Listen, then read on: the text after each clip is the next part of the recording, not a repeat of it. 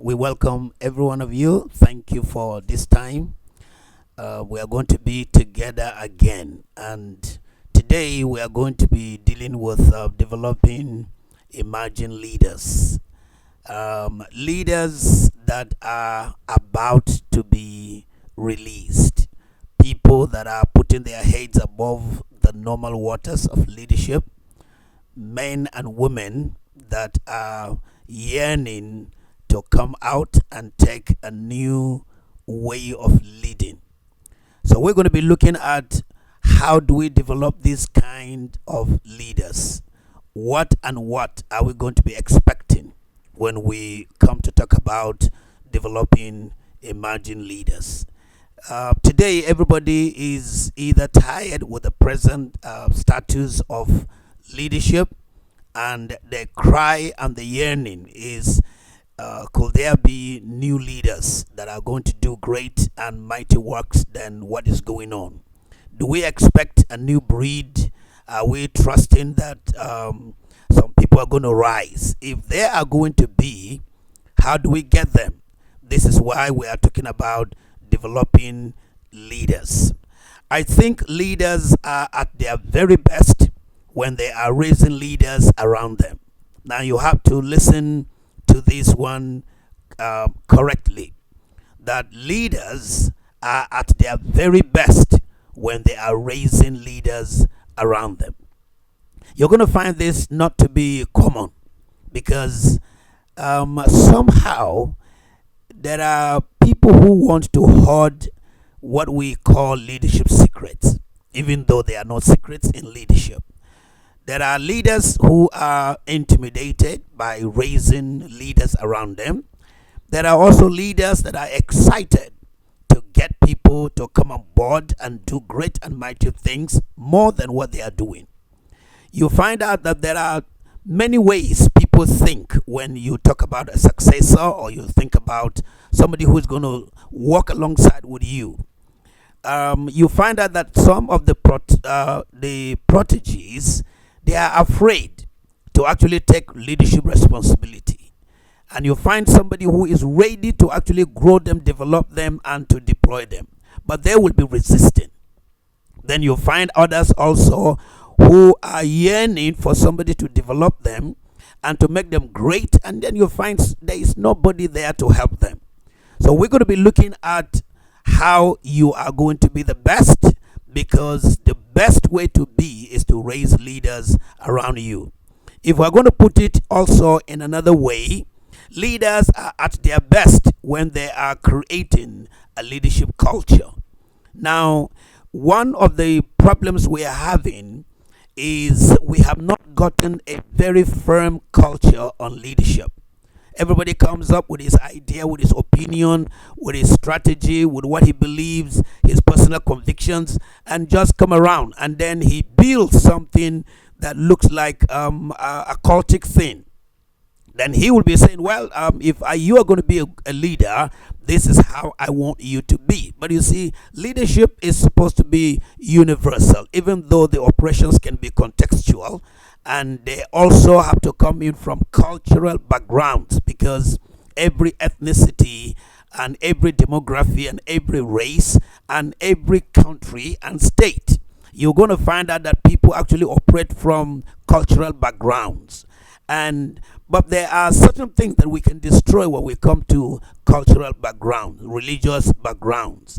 Like you're going to find out some people don't believe that women are going to be are supposed to be leaders, and they are not given open doors to actually come and become great leaders in the society that can cause things to happen.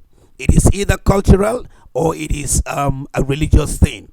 You will also find out that other people will say, well, we need leaders that are of this particular age. So to them, they have age brackets, and they believe that if there's going to be any person who will come into leadership, such a person must reach certain age. Now that actually is also a good thing because of mental maturity and physical understanding. We also have that. But I want us to understand, let us create a culture of leadership. Only leaders can multiply the leadership impact by raising up additional leaders. If we are raising additional leaders, we are actually multiplying the impact that is going to happen within the areas of our challenges, the areas of our situations. And the more you have more leaders, the easier it is to handle certain things within the society or the environment or the country or in the organization. More leaders that are raised properly will ease a lot of hurdles and oppositions or odds that we are actually going through. So I wanted to think about it, that when a leader develops not only his or her own leadership potential, but draw out the leadership potential of scores of other leaders as well, the kingdom impact from one life is multiplied exponentially. And you cannot just do just certain things around you. Sometimes you have to look at the people that you are actually raising and bringing them up, but you have to also go beyond and see that other people are included in your developing the new and emerging leaders. We are going to be looking at, if this is going to happen, developing emerging leaders, what are we going to be expecting? The first thing we're going to be looking at is leadership development requires vision. We are not going to overemphasize, because it's more than what we are thinking. Vision can never be taken out of leadership, and any other meaningful achievement in the time and in future must require a vision. So for us to develop and to bring people up and cause them to become what we want them to be, there is the requirement for a vision. Leadership development never happens accidentally. We know that. We cannot just see people and say, well, come, and then you become a leader.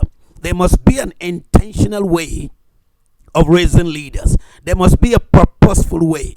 People have to be directive in what they want to do. You must have a desire. You must have a focus. You must have a mindset of the kind of, and you must plan for it, because you cannot do leadership development haphazardly or randomly. It has to be very, very specific, and therefore we are going to be using the word intentional. You just have to. Accidental things are things that just come maybe because of crisis, or they come because of an absence, or they come because something just happened. Things like emergency and suddenness.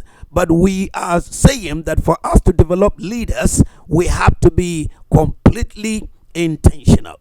Almost all our effort went into or goes into meeting all our immediate challenges for the next things we want to do. Now, we talked about what service do you want to render? What outreach, what projects do you want to do or to accomplish or to execute in a place? We are talking about what are also extensions of the kind of people that we want to serve, like the poor people, the disabled, people that are going to be in politics, people that are going to be in education, people that are going to be in the social sphere, people that are poor and they live in certain areas. How do we reach onto them? Then what are we supposed to be doing when we talk about infrastructure? All of these things we have to. How will you identify them? So we need to know that there is definitely a vision. Who will also develop them? Will they be prepared to face the challenge of tomorrow? And that is the reason why we have to do leadership development. And it requires a vision for that to happen. So leadership development will always slip to the bottom of the agenda unless matured leaders force it to come to the top. So we have to. If you don't do things like that, you're going to find that the low ebb of leadership will become the challenge for now. So we need people who are going to come up and say, look, I'm going to raise you from this place. I am going to pour my life into you, and I'm going to spend time with you. I'm going to give you resources, and I'm going to give you time, and I will want to develop you. So these areas are the things that will. Most people really don't believe that they are leaders. So they need a lot of help because of low self-esteem, and because of circumstances, and because also of cultural and religious background. Sometimes people bully you around that you feel you cannot actually do anything. And sometimes situations also clamp on you, and you begin to look at yourself as not good enough for anything.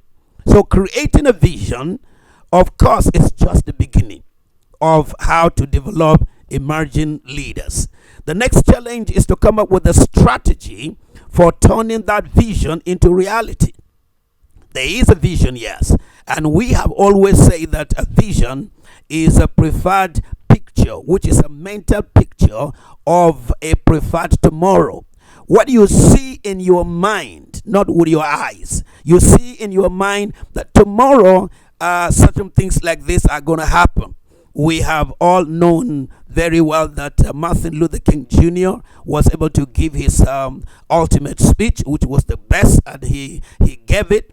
But he also saw something mental in his own picture, a preferred tomorrow. So he will begin to say that black and white will actually stay together. They will intermarry, go to school, and actually be in the same church. Now, things like that have actually happened, and we need to actually see some of these plans that God wants us to see from us.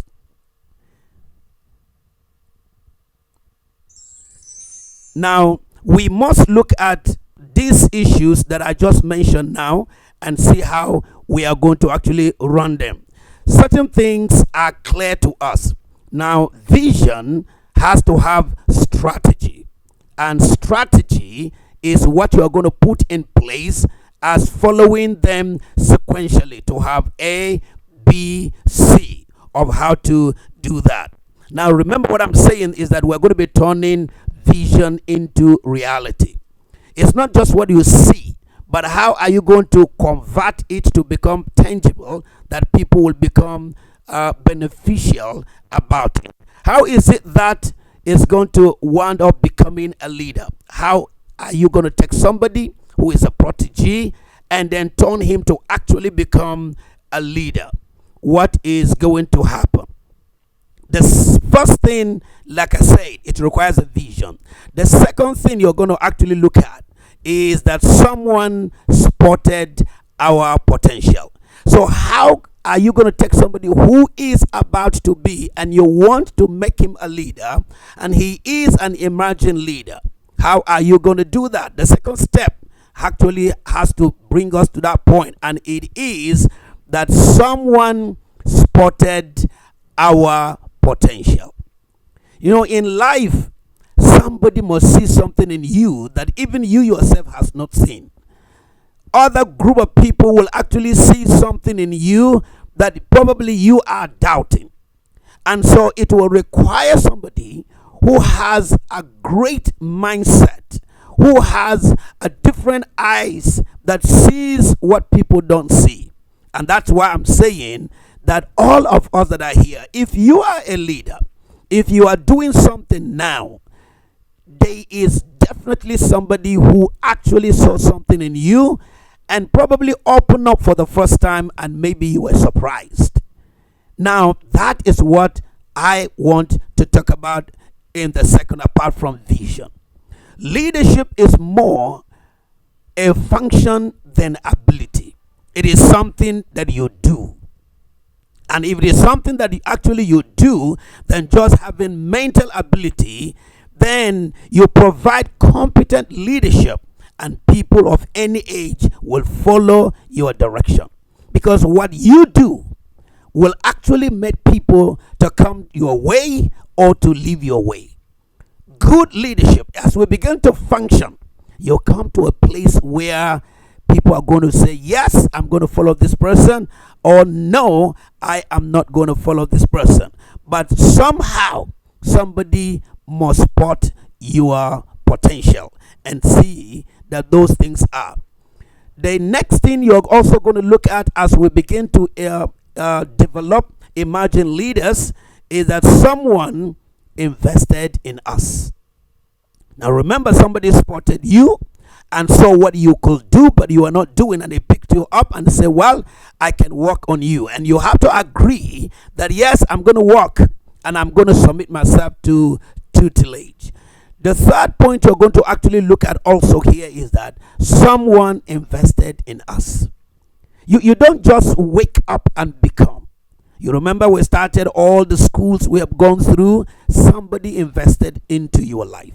Either they are your parents or your uncle or your auntie, or somebody just saw you and decided he is going to take you up and he will sponsor you. Some also were done by scholarships, and others also were done by donor organizations.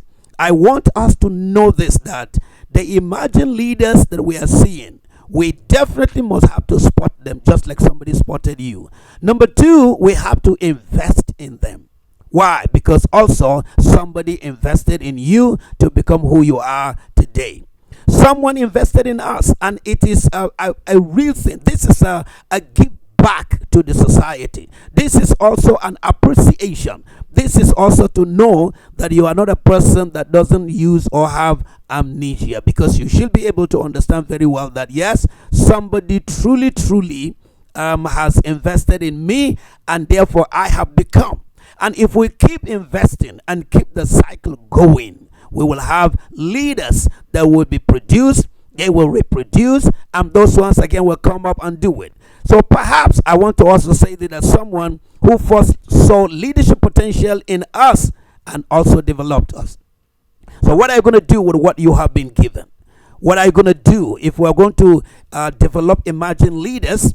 We just have to begin to find out how to invest. And that is something that we are actually lacking today. Because sometimes you find out that all we want to do is to just develop people, help people, invest in people that are a very close nuclear family. You don't want to go out. You know, if you are 5, you just want to involve yourself in the 5. And any other person outside of you is none of our business. But if we really want to have great leaders in the society, we must go beyond our immediate family. We must go beyond our immediate familiarity. We must go beyond our immediate friends. Move out. You know, you can actually pick somebody who there's nothing that connects you with except for the fact that you want to develop and invest in such a person. All the effective leaders that you and me can actually talk about, them point back to something who or someone who sacrificed time and energy to grow them as leaders. Any person you're going to call today, if you actually ask them how come they become leaders, somebody will tell you, somebody picked me, somebody saw something. I never believed in me. I never had the power to even become. I never thought I could come to this level, but somebody spotted me, picked me up. Somebody's going to tell you, I never believed I can come to this point. Why? Because he will tell you that he had nothing on him to have brought him to this level at which he is. But somebody picked him and invested into such a person. So we have to begin to look at that we must learn never to be people who operate within our confinement. We must move from there. Get somebody. No matter what's going to happen, get somebody. Make meaning. Produce something. Work out something in somebody else by investing into such a person. So the gift of this kind of people that raise people and actually give them something, we shall actually never take it for granted. We must come to a place, and I'm saying this, think about yourself, not only your children. Find out. Some of you really need to sit down critically and look at yourself. Now, if you are a pastor or you are a director of a company or you are a leader of an organization or you are living in a neighborhood or you are a lecturer or a teacher, whatever you are doing, a business person, you can actually expand your horizon by taking somebody else and saying, I want to give you my time. I want to give you my energy. I want to give you my resources. I want to produce something in you, and I want to be there for you. I want us to know this is how far we can. If we just want to believe that everybody must develop within their family, we're going to be having problem. We will have problem because a whole family might not even have the resources to develop even one out of the family. Talk less of the rest of the people that are. And so we have to extend, move out, and get other people. I want you to also know this. If somebody has invested into you, don't take it for granted. It's not that the person. It's not that you were smart. It's not that you did something to actually deserve that. The heart of such a person is a large heart, and if that was done to you and you actually benefited from it, I think the best way to give back to the society is for you to also pick up somebody else and begin to do that.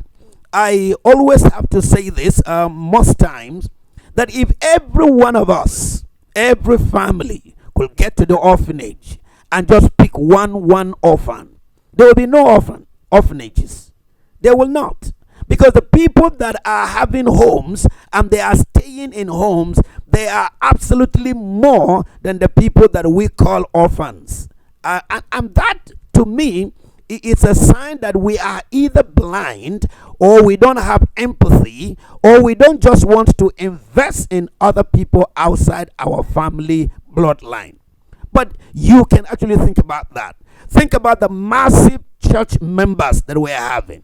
You know, you are not going to go into any orphanage and you're going to find out that there are 200 orphans in an orphanage. You're not going to find that there are 1,000. No, they are less than that. But you see, we have churches that are 200, they are 2,000, they are 5,000, they are 50,000, and yet we have a lot of orphans all over, just caging themselves somewhere else. And I say this because most of the people that you actually see as orphans, they are potential openings and opportunities for you to actually invest in one person. Can you think about, because if you are within the Christian Forum, you actually know late Dr. Maurice Cerullo. He was actually in a Jewish orphanage. And you know, he stayed there until somebody brought him out. And he became a world solution that affected great people. Think about people like that. Supposing somebody did not say, okay, I am going to risk my life, pick you, and add you to my family, what would have happened? Think about people like this. Now, we have the answers. The church that we attend, the pastors, the headquarters of that church, the general overseers, the presidents, we have all kinds of things going on. Just like I said sometimes ago, that we don't have a national vision as church people. If we do have, orphans should be part of what we do. Widows should be part of what we do. The less privileged should be part of what we do. But because we don't do that, we have not even seen in those areas. The most pathetic areas is that you can actually be an elder in a church or a pastor in a church, and the moment you die, you remember you were in a system. You were one of the pastors. You have been greatly used by God, and people preach, and then you do great work. But just of a sudden, death has taken you away. Your wife has suddenly become an orphan, a widow. Then your children now are orphans. And the only thing the church can do is for them to mourn and then to say good testimonies about you. He was a very nice pastor. He has suffered. He has done this. We are blessed because of him. And after probably a period of maybe 3 months, you are not going to find the widow. You are not going to find the orphans. And yet, this person was the person. When I look at the story of Elijah with the widow, The widow actually said that, my servant, how my husband, how he served the Lord and done all of those things. And he got into debt. And then through that, he died without paying the debt. And then what happened? The people who were coming to, they were coming to pick her and pick the children. And I'm looking at a long historical fact like that is being repeated even in our generation. Can we have leaders that we're going to train them, that they have to learn how to lay down their lives for orphans and for widows? I'm using that because there are many great leaders that are actually also incarcerated in the name of orphanages. One of the things that I will also want you to look at is that when you put orphans together and put them in one accommodation, they are still orphans. They actually know that they are orphans. Believe me, they know. They wake up every day to know that we are here because we don't have parents. They wake up every day to know that somebody is going to hand us a used dress, a used shoe. Somebody's going to hand us what measure of rice. Somebody's going to give us a packet of biscuit. And it reminds them, even though you think you are doing a good job for those people, but actually we are destroying their mindset. We are destroying their mindset by keeping them in one place, and they only see aunties coming and going. They see mommies coming and going, but they cannot actually be identified that this is your auntie, this is your uncle, and this is the person who is giving you hope for you to come around. We need to look at those areas. What I'm saying is invest in other people. Some years ago, this thing was great. This thing was actually great when this country had fear and the integrity that people had and the honor of humans that was. Somebody could just look at a neighbor and discover that their son or the daughter has not been going to school. And it's because the man cannot, or the father or the parents cannot afford. All of a sudden you'll find out that they will say, well, let him start going to school. Let me see what we're going to do as neighbors. And honestly, they will school that person until the person finishes school. But now we don't even have that. I am calling us again that leadership development has to do with investing into other people. The next thing I want to let you know is that someone trusted us with responsibility. Now remember that it requires a vision. It requires that somebody has seen potential, spotted you, and saw you with something that you didn't even know. And even if you know, maybe there were no resources for you to move on with that. Then the next thing is that somebody actually invested in us. Now the point I'm saying here is that investment produces the next point that I'm going to give us, is that somebody trusted us with responsibility. How do we develop emerging leaders? We are going to do this by trusting them with responsibility. Now that's how to actually raise leaders. And there are certain things when it comes to this point that I'm giving. We do a lot of wrestling. A lot of wrestling comes in. A lot of consideration comes in. Fears are there. And then you are looking at yourself as, no, I don't want to underdo what I want to. So the issue of delegation becomes a problem. Because if we're really going to develop leaders and invest in them, then we must risk them with responsibility. We must trust them to do something while we are not there. Now that actually calls for a risk, because it's either it's going to be a failure or it's going to be a success. It's either going to be excellent or it's going to be bad. It's either going to ruin your name or it's going to actually cause your name to be. But no matter what is going to happen, you should be able to risk. And that's what I'm saying. That someone trusted you, because even the first time you started doing any other thing, somebody trusted you. If you are a pastor, the first message you preach, somebody trusted you. They never had you before, but they allow you to come up and preach.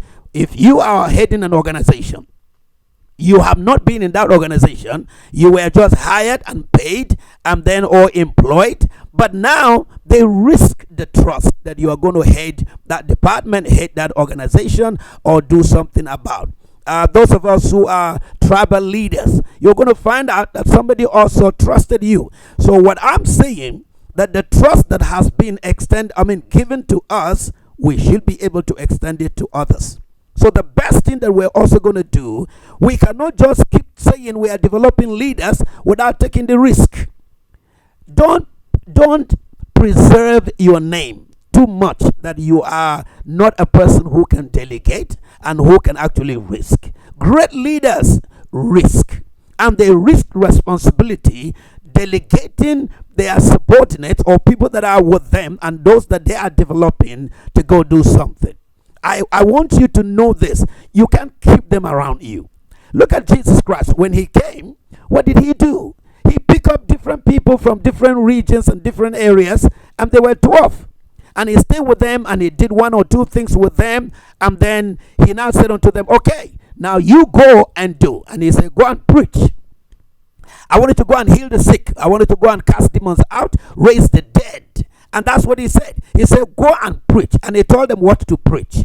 And the disciples left. That is how to trust people with responsibility. The fear of failure will make you not to actually delegate the people that you are developing. The fear that they will not do it the way I want. And of course, they won't do it the way you want. That is the truth about it. It's either they will do it lower than you are, or they will do it better than you are. But there must be a risk. Now, we have to look at these areas. How many people are we actually, have we chained down, and we are not so sure of what they will do? And because we are not yet very sure of how they will do it, we still have just gathered them around, and we are not ready to allow them to go. But definitely, leadership development is not going to be anything development until they are deployed. When you do not deploy people, you are not doing any development. That is not going to be. Allow them to go in your name. Allow them to go and make mistakes, because people learn also by mistakes. And mistakes, they are not something for us to be afraid of, because whatever you have never done before, you will definitely do it either right or wrong. But when you do it wrong, correct. And I'm saying this also to the proteges, that when you do something that is not good enough, accept that yes, it is not good enough, and then ask for how you can do it better next time. Because on doing this, we will be evolving and we will become good.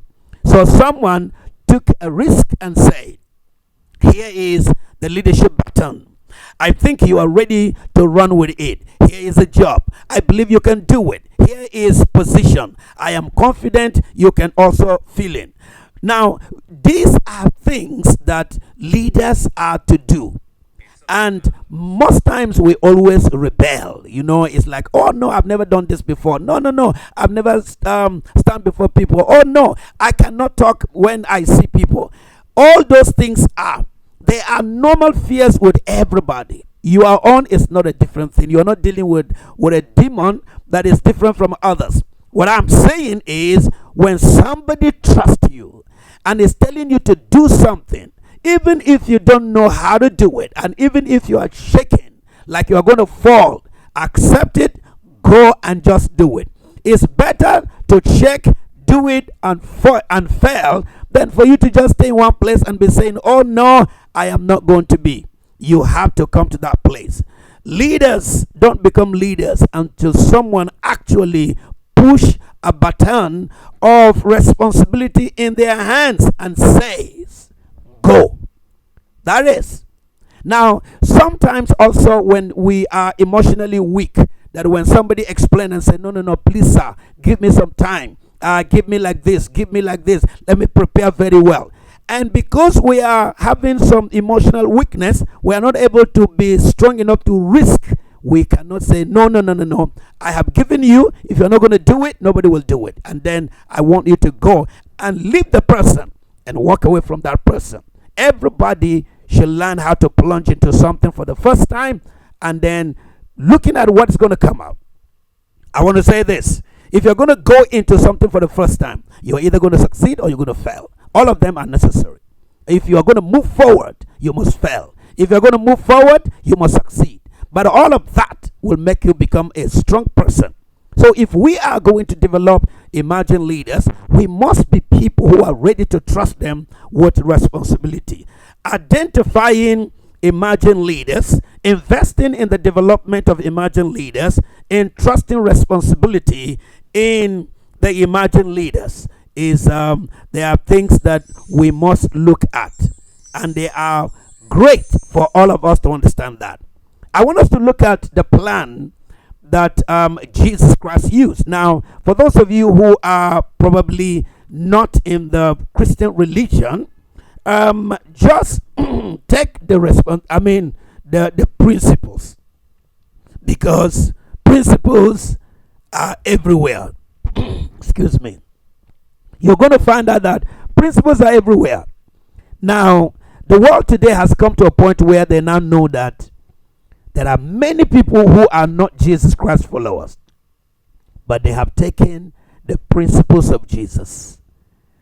Somebody like Mahatma Gandhi, actually, we have looked at and we say, well, he has not been a Christian, but he studied the book, which is the Bible, pick up all the principles of Jesus, and produces a system that is called nonviolence, and change India.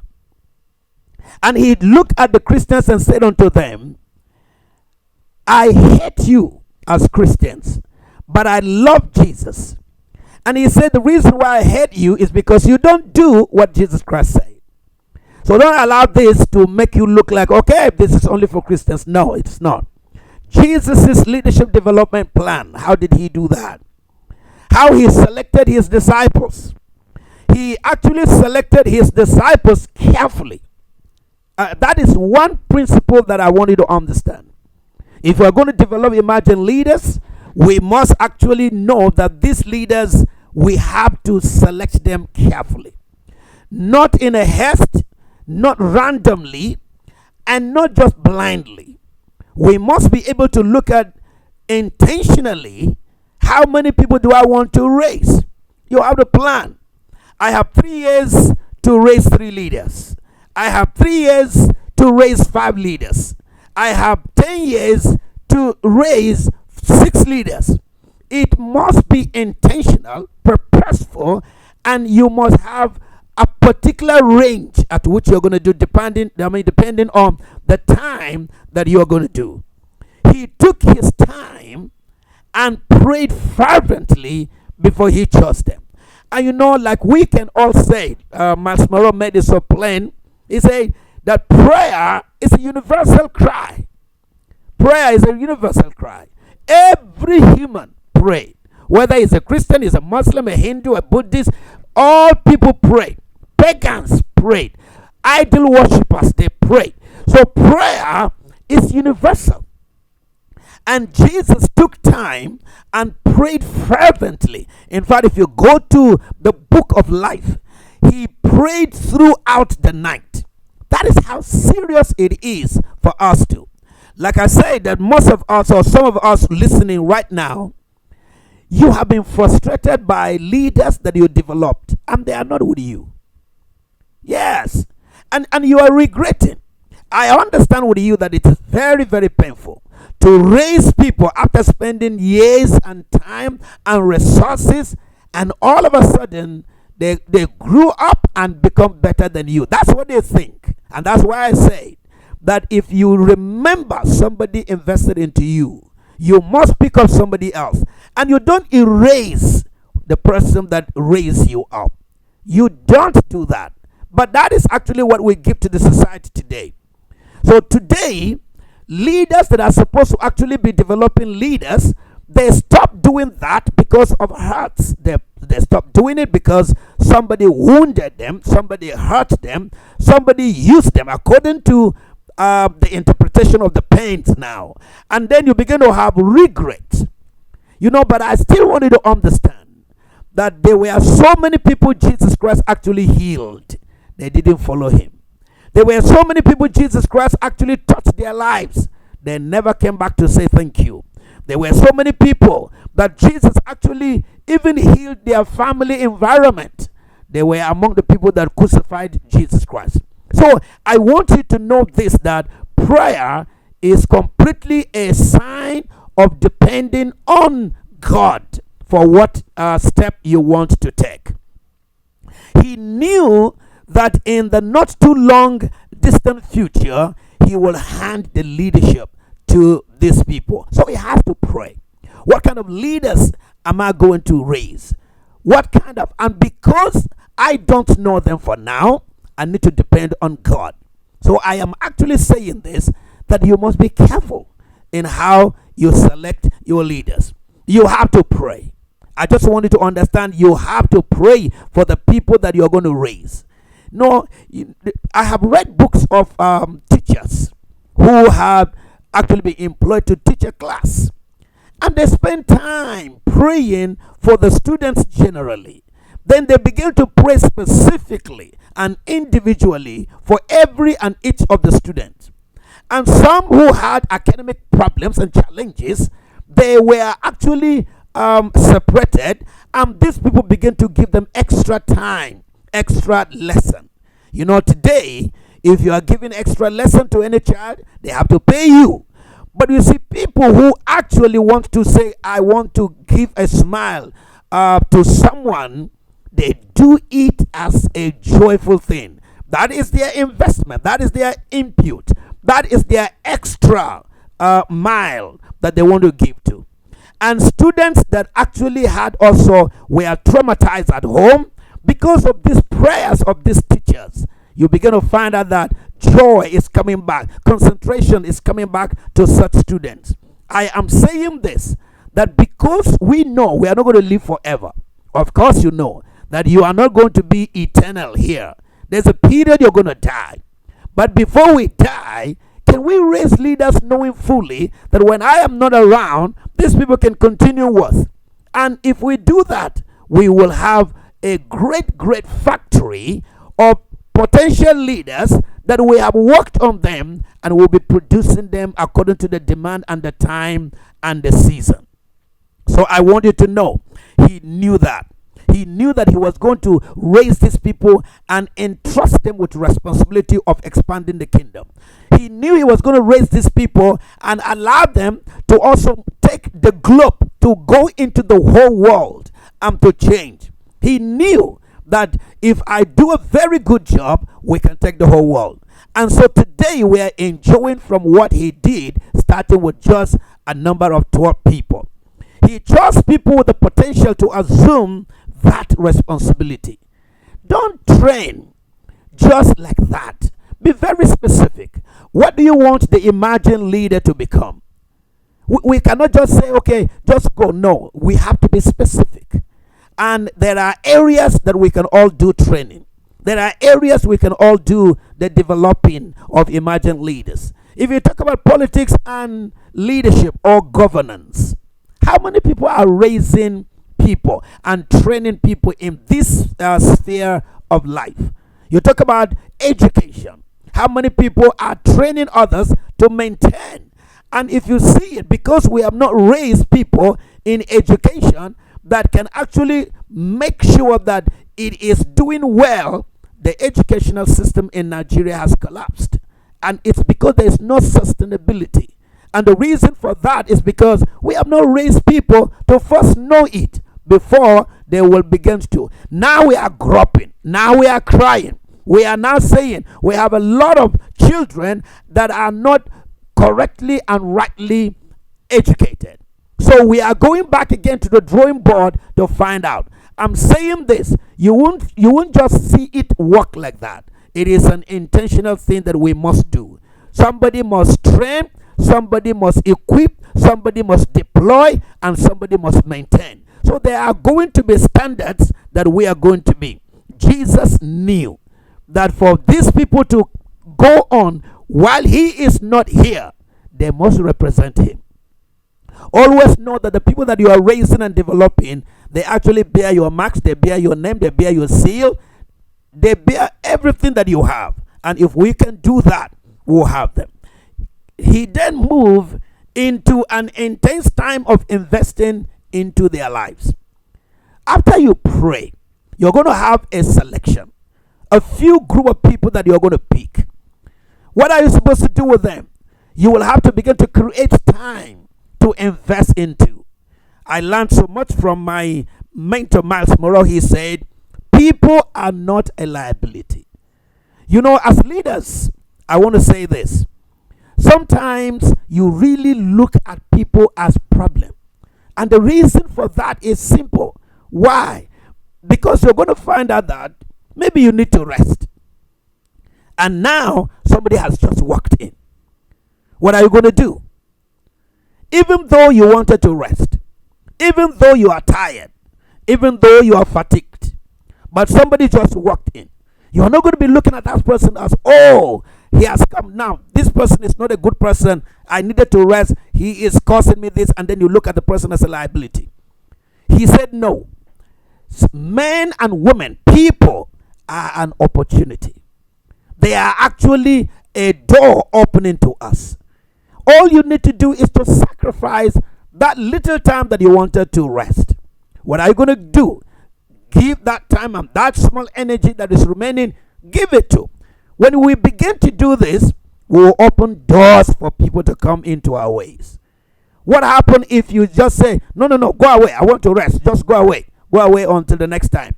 Certain things happen. Sometimes somebody is just using that small minute to save his life. Sometimes you don't know when somebody is suicidal and is looking for a way, and just those few minutes would have saved such a life. But sometimes, because we need some rest, and then we don't actually want to go out, and I'm not saying be available all through the time for people. I am saying know when it is time for you to actually take proper rest. So Jesus invested into and spent time with them, and he taught them. Have you seen around us that people that are supposed to be developing leaders are actually not developing leaders? They just gather people around them. They gather people. They are so excited to have plenty people around them. The house is full of plenty people, but they don't know exactly what's going to be. And sometimes people fill your house. They fill your office. They fill all around you. And all that you are doing is you just sit down. They are the ones that are serving you. They are the ones running up and down.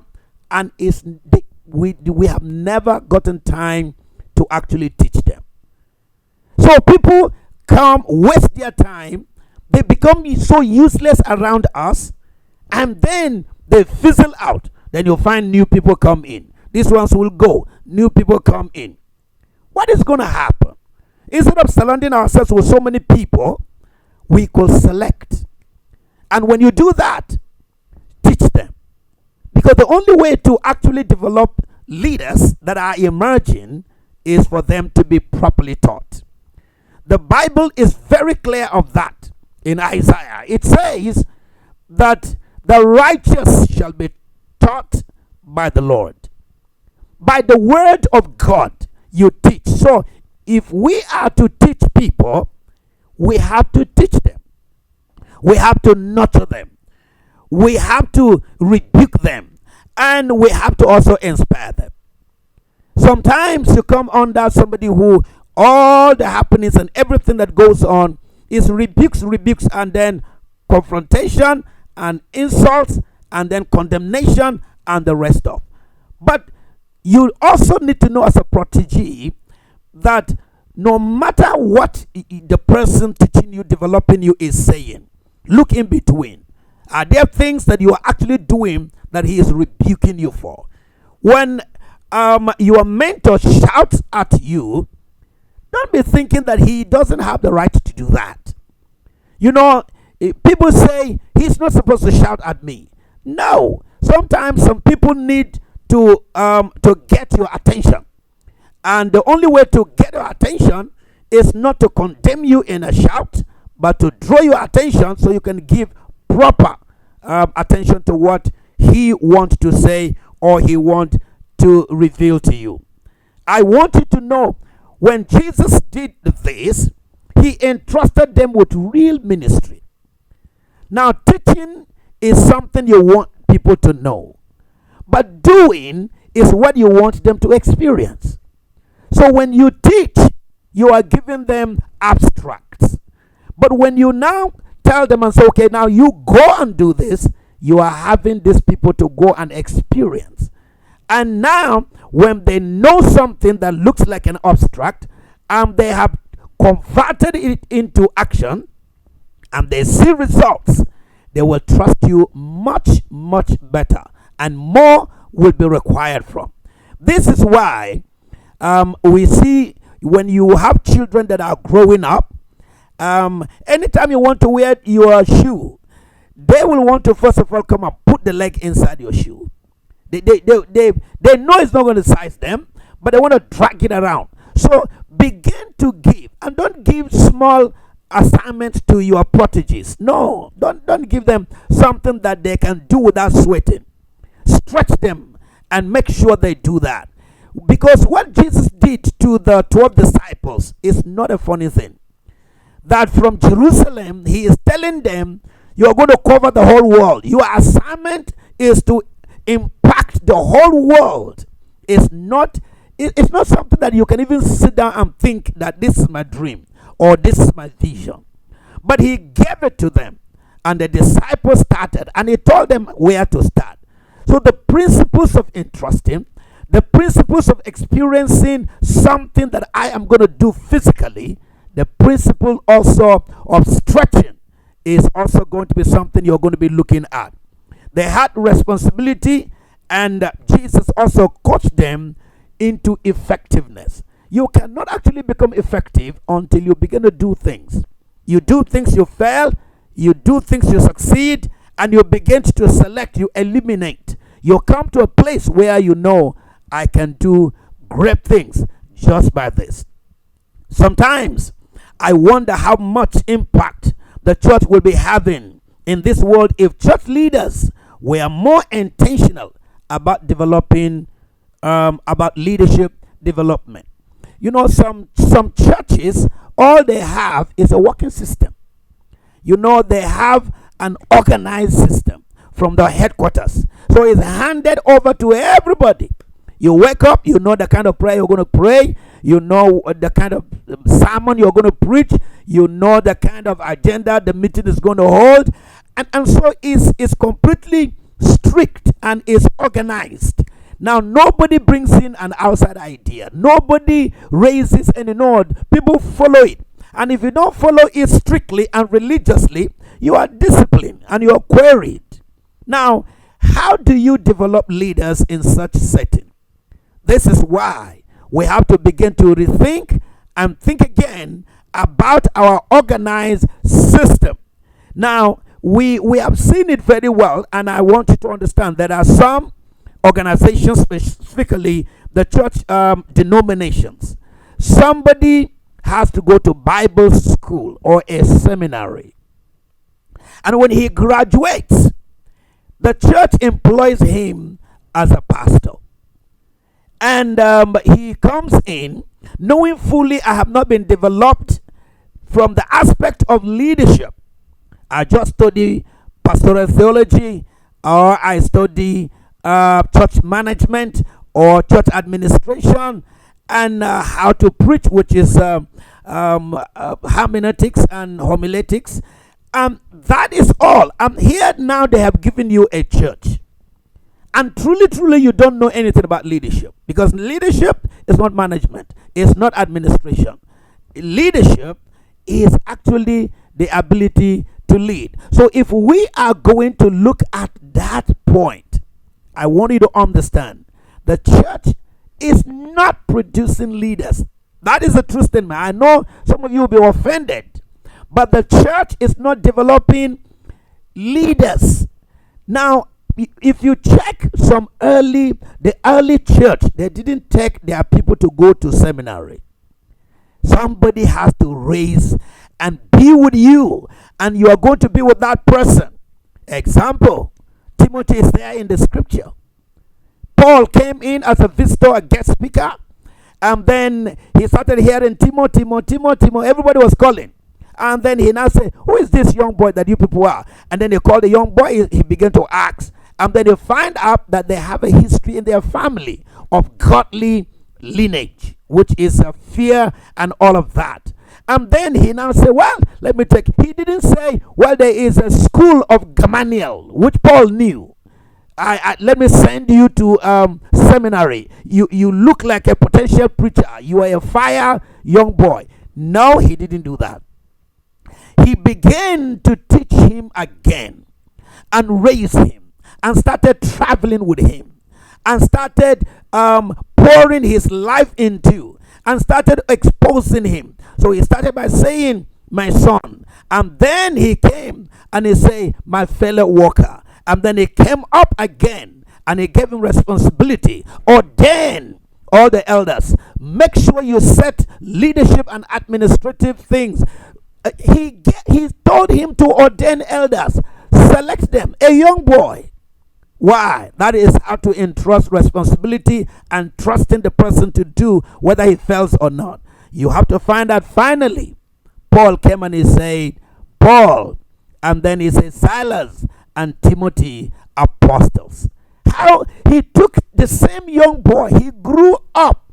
Today, if you serve under somebody else until they are dead, you will never get their title. You will never get their, even if they will never give you their title, because they will still keep you as a small Timothy that they know when they pick you and keep telling you, you know nothing, it's going to take you 25 years because it took me 25 years to become what I am today. I want you to understand, we are definitely suffering and we are lacking. Honestly, I'm telling you, the leadership vacuum that we have in the church is the same one we have in the country. It's the same one we have in the state. The reason is because leaders are not developing. Politicians are not developing emerging politicians. The educationists are not also developing that. You find out that it's everywhere, from media to social to celebration, entertainment, and the rest of them. I am saying today that if we are going to begin to develop our leaders that are about to be emerged, there are certain things you have to do. And I want you to be intentional about it. Save your strength and give it to somebody. Your resources be experienced by somebody else. Let your heart be felt by somebody. Give yourself to somebody as a gift and allow yourself to bleed into such a person, because you will not know in moderation and escalation what that person is going to do in the future. I am calling us again to consider, in case you are just doing your job without thinking of raising somebody else. Think about it. Think about it. Even if it's just one person you're going to raise, do it. Even if it's just going to 3 persons throughout your lifetime, do it. But one quote of a great person who said, he said, be ashamed to die until you make a major contribution into somebody's life or to humanity. Which means be ashamed to die if you have not raised any other person. Pour out your life. Find people. They may not look like what you are looking for. All you know is that they were created and they are created by God. Pour out your life and let the best happen. When you do that, we will have leaders and we will start seeing emerging leaders come up. I want to say thank you for being with us, and we will continue even as we proceed. Take notes, work on these things, start practicing, and make sure you have somebody who is actually following you and that you are equipping for the things that will happen. Thank you. Stay blessed, stay strong, and have a wonderful time. Thank you.